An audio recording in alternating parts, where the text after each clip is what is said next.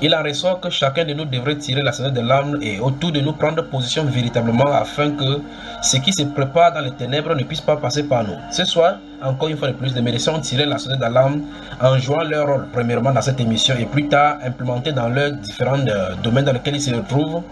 Qu'est-ce que vous ferez si une loi sort sur la vaccination obligatoire de masse à l'issue de ce coronavirus?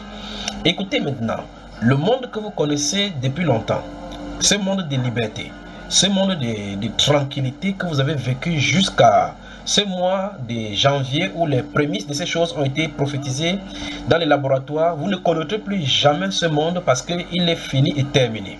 Nous entrons dans une nouvelle ère dans l'espace prophétique où tout va bouleverser, où tout va se réunir autour des grands décisionnaires et où tout va se réunir. Vous entendrez à l'issue de cette fin de coronavirus des grandes réunions, des grandes assemblées, des assemblées à huis clos et qu'on sortira dans des pays avec des grandes décisions.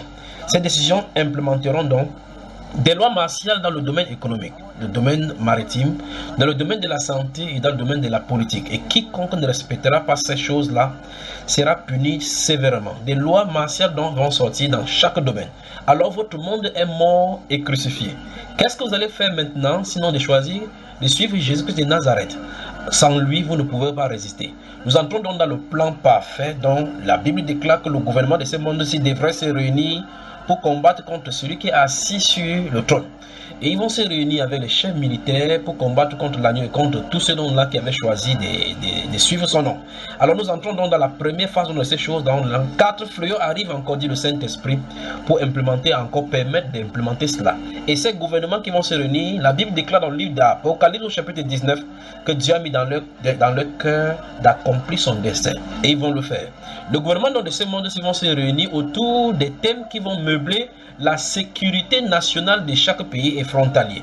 Les espaces européens seront redéfinis. Le mot Schengen que vous entendez sera changé.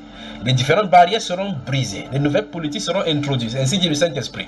Et vous connaîtrez donc la fougue de Satan.